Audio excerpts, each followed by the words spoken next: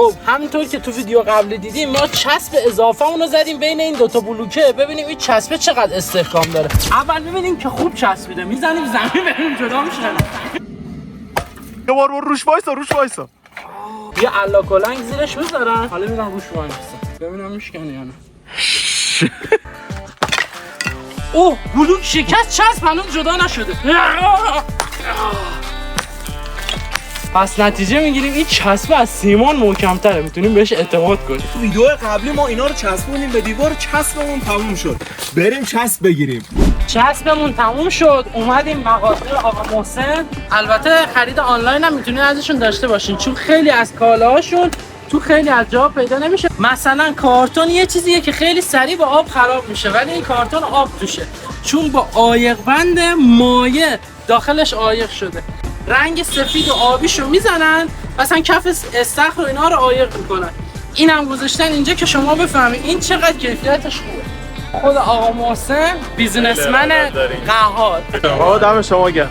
باعث افتخار در خدمت. افتخارش برام هست. خیلی جاها این کد گیرتون نمیاد شاید این مارک گیرتون بیاد ولی این کد رو فقط آقا محسن داره. دم شما گرم. ارادت.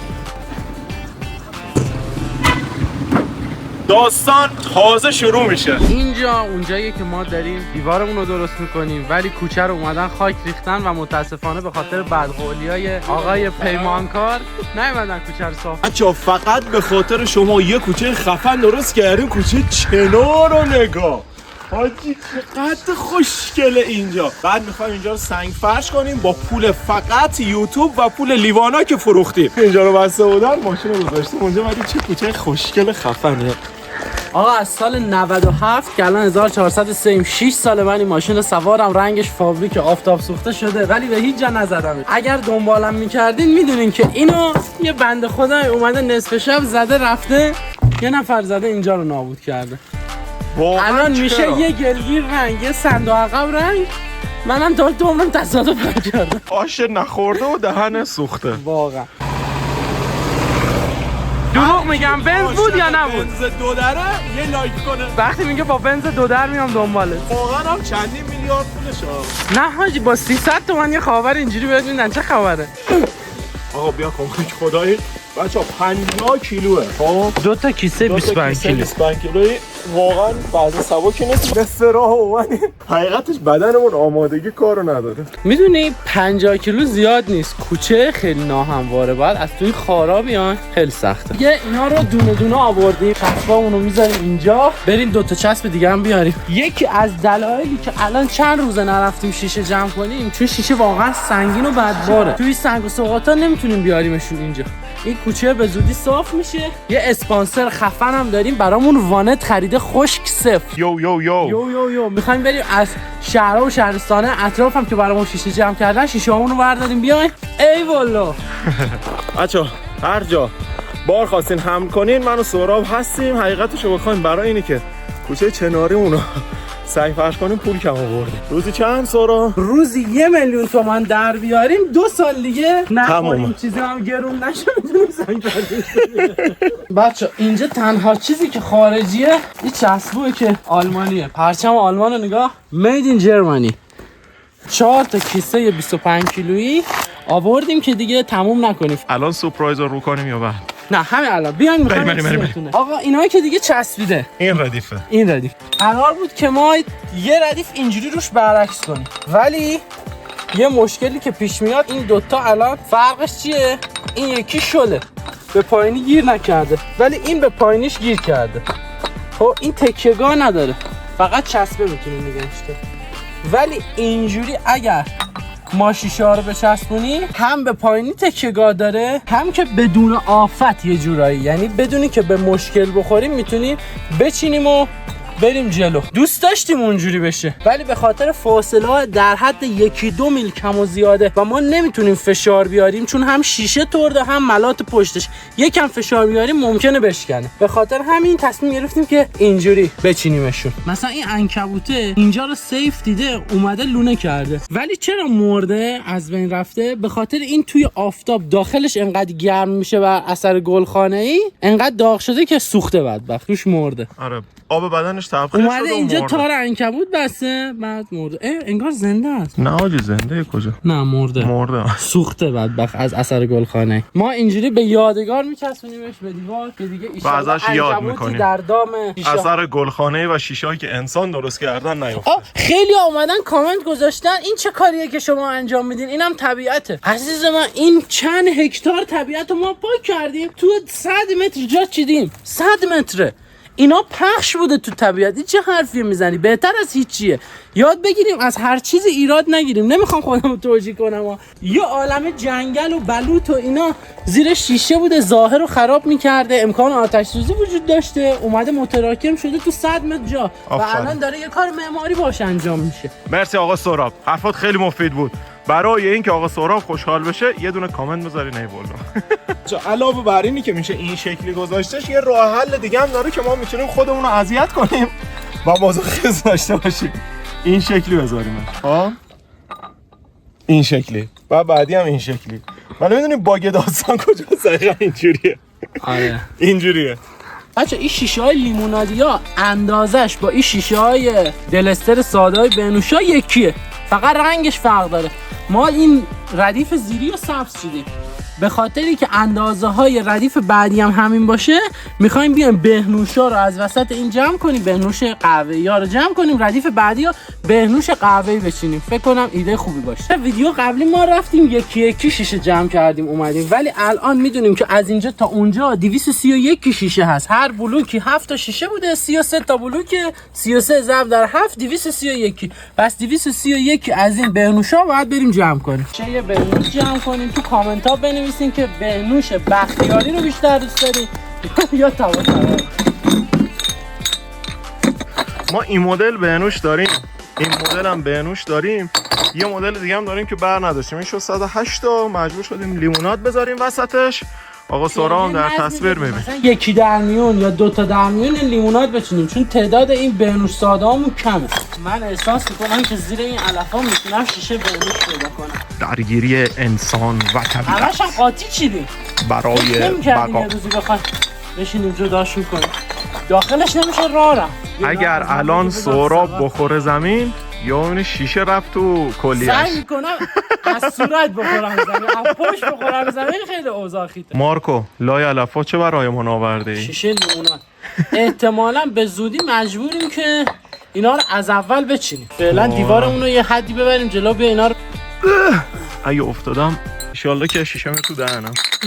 دیگه از یه جای شمارش اینا از دست اون نرفت. فکر کنم اینا کافی باشه دیگه هر چی لیمونادی و بهنوشی رو جدا کردیم. میخوایم یه شستشو کلی بدیم. بعضیش توش هم کثیفه آخه. به نظرم توشو نمیشه خیلی خوب تمیز کرد. همین در حدی که یا آبی بخوره خوب. میتونستیم لوله آبو باز بذاریم همینجوری لیتر آب بره برای شستن اینا، ولی با 10 لیتر آب 200 تا شیشه رو میخوام برات بشورم.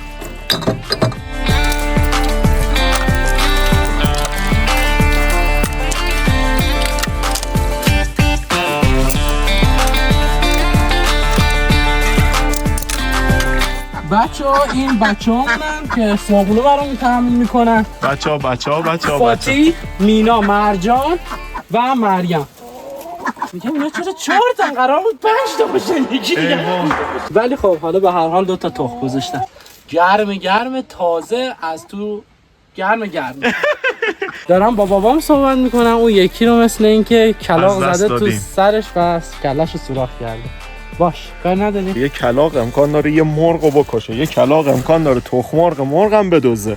تخم مرغی که تازه از تنور در اومده. آره. نگاه گوشتخوار بودن ما آسیب میرسونه به طبیعت، ولی معمولا حیوانات گوشتخوار مثلا یه وعده یه کوچولو برمی‌دارن. ما دهن طبیعت رو 3 وعده در روز گوشت می‌خوریم، انواع و اقسام. بعد پرورش میدیم. بعد پرورش میدیم میکشیمشون. ولی خب چرخه اگه مثل مثل اون کلاغه دنبال شکار باشیم چرخه طبیعت و مثل کلاغ هم بمیریم. ما بزرگترین مشکل انسان اینه که راحت نمیمیره. میگم بیشترین چیزی که باعث شده به طبیعت و کره زمین انسان آسیب بزنه علم پزشکیه. بهداشت و علم پزشکی باعث شده ما بقای طولانی تری داشته باشیم، زنده بمونیم. به خاطر همین به غذای بیشتری نیاز داریم، به خاطر همین حیوان بیشتری میکشیم، ساختمون بیشتری میسازیم و فتح میکنیم دیگه. قدیما آدما مریض میشدن میمردن، ولی الان مریض میشن نمیمیرن. وبایی که مثلا 150 سال پیش اومده بود 1/6 جمعیت جهانو کشت. مثلا فکر کن کرونا 1 میلیارد آدمو میکشت. با موفقیت تمام داره به اتمام میرسه و آقا سهراب رو میبینیم که شیشه‌های تمیز رو داره تحویلمون میده. بعد از پروژه سنگین شستشو میریم سراغ چسب. اول آب میریزیم. چسب بهتر ترکیب میشه اگر اول آب بریزیم. بچه این آبش خیلیه، دارم همین نصفشو خالی میکنم تو این. سهراب کی بفهمیم چسبمون آماده است؟ وقتی این صدا رو بده، نگاه گوش بدین، این یعنی آماده است. چقدر شبیه. آفرین. خب میریم بهینه چسب زدن رو باز انجام میدیم. احسن. بیا کمک بده، کار زیاد داری. آقا یه نفر استوریامونو داشت میدیم و از رو تانکر رو نمیدونم نوع خاک و اینا فهمید کجاه. گفت من میدونم اینجا کجاست. گفتم خب هر وقت اومدی ما ازت کار میکشیم. یه پسره فکر کنم مثلا 18-19 سالشه. گفتم اوکی هر وقت دوست داشتی بیا. حالا میگه نیم ساعت دیگه میاد.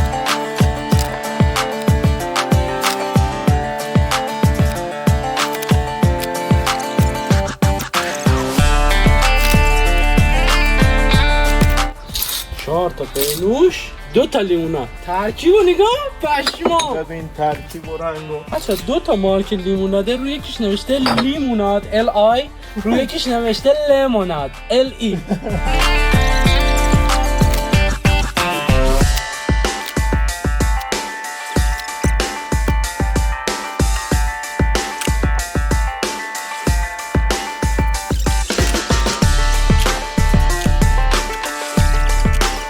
بعضی وقتا وقتی تعداد میره بالا کم و زیاد میشه، مثلا کم میاد یا زیاد میاد. بعد یه سری شیشه هست این بنوشا یه چند میلی توپل‌تره.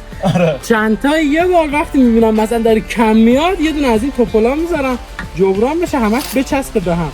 چون اینا اگر به هم دیگه لبه به لبه بچسبه باعث میشه محکم بشه، همش منسجم به هم دیگه محکم بشه. رفیقمون اومد. نظرت چیه در مورد شیشه ها؟ چکرم. اسم چیه؟ احمد رضا. احمد رضا مخلصم. آقا احمد بچه همین محله. اون روز استوری ما رو دیده گفته میخوام بیام پیش شیشه ها رو ببینم. حالا با موتور اومد. این مخروطه هم که دیدین تو کوچه با موتور روشون اومد. خب بچه‌ها دیگه دوربینمون رو سپایه نیست، فیلم بردار جدید آقا احمد داره از اون فیلم متحرکه میتونه بیاد جلو. بیا ای والله فیلم بردار داریم. یس. بریم برای مرحله 2 چسب زدن. دیوار رو نشون میدیم. اولمون تموم شد. قد خوشگل شده. تو گونی و دستگو همش با هم بریز. با صبر و حوصله باید کار کنیم، عجله که نداریم. دستمون اگه سفید بشه میخوره به این شیشه ها سفید میشه. ظرافت و حوصله کار اثر هنری داریم خلق می‌کنیم.